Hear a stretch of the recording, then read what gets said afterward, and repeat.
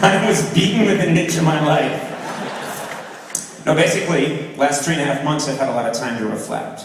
And this is the one thing I have learned. If you learn one thing, take it from me, never, ever, ever have time to reflect. It's horrible.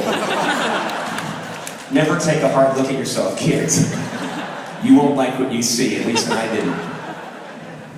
Now, over the past couple of months, the biggest question I keep getting from people is, hey man, because I talk to Cheech and Chong a lot. Hey man. No, seriously, wherever I go, it's funny, but wherever I go, I'm famous kind of now for going through this strange experience. So everywhere I go, people are like, hey man, what's going on with your mental state? What's going on with your mind, man? Wherever I go, I'm like buying a bundt cake someplace. What's going on with your mind, man? All right. Well, I'll be honest with you. I've had to work through a lot of issues. I went to therapy. Went to a cognitive therapist. I'm not ashamed. I'll admit it. And I learned something important.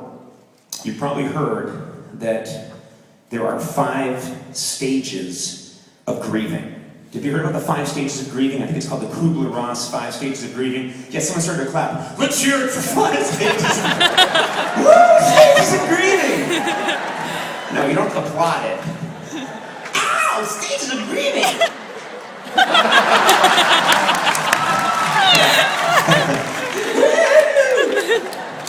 I knew he'd talk about stages of grieving. I'm glad I brought my glow stick with me. Well, there are 5 stages of grieving, and what I found out when I went to therapy is that there are 8 stages of mourning the loss of your talk show. That's absolutely true. It's in the New England Journal of Medicine. 8 stages of mourning the loss of your talk show. First stage of grieving the loss of your talk show, and I've talked to everybody who's gone through it, is denial. I went through bad denial. There was about 6 weeks where I thought I was still on television. I did. Every time I finished making love to my wife, I'd turn to a camera that wasn't there and say, stay tuned for Carson Daly. And here's the sick thing, then he'd show up. He's a very caring lover. Stage 2, blame myself. Folks, I didn't spend a lot of time on this stage because what the hell did I do? So, now, I blew past this stage, and I went right to stage 3, blame everyone else around me. Wife, kids, executives, God, not just my God, everybody's God. I blamed a lot of you people in here. I'll talk to you about that later. Stage 4 is anger. So you can see how that would go right to anger. Stage 4 is anger.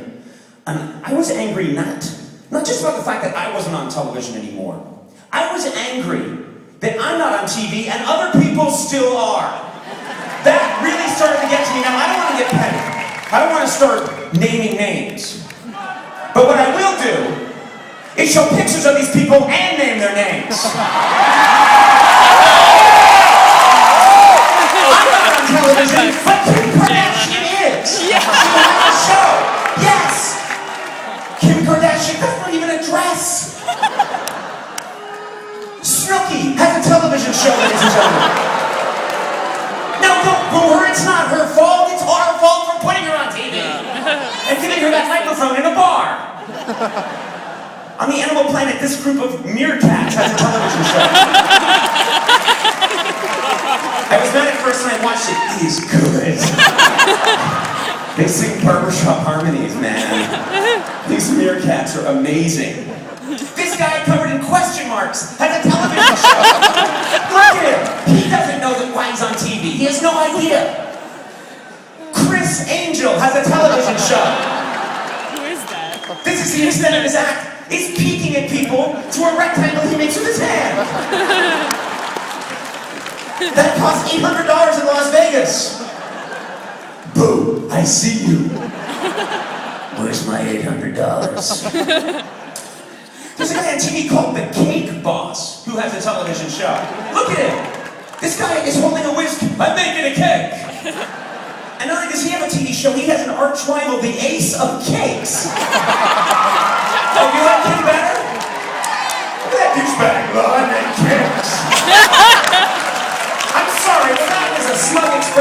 when you just make the cake? What do? Me? I make cakes. Two guys on television that make cakes. Me wandering around the house naked. No, it's not good. Stage 5 is paranoia. This is a tough stage. I started hearing voices in my head. Strange voices saying, "Daddy, we need food." And "Sir, you can't sleep on Hollywood Boulevard. And if you do, put your penis back in your pants because you're touching it as your star."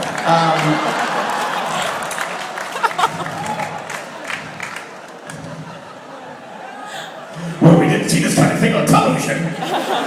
Well, I'm leaving. Come along, Enid. Enid? Who's Enid? Stage 6 is a period that some of you have probably gone through if you're younger. It's called 36 hours of Red Bull and Halo. Yeah. That was an intense period. I totally pwned Skater Dude 4. It was epic ownage. I don't know what I just said. His writer said sure? That. Yeah. Are you sure? Epic ownage just like that? Yeah, dude, say it. Alright. Stage 7. Maybe you've gone through this too, this is a tough stage. By everything Amazon says, I would also... Yeah. Nice. You get crazy. It starts up fine, and then within 3 hours, I bought a Team Edward thong. Most of the people were Team Jacob people. There's a guy here in a Mennonite beard who just shouted out for Team Jacob. I happen to like him. Now, excuse me, I'm going to a barn raising. It's your thing, dude. I don't care. It's not my thing. And then finally, there's that last step. That last step that makes all the difference. The step where you win your esteem back. You wake up one day, you put on your clothes, you pull yourself together, you grow a pair, you look in the mirror, and you get your ass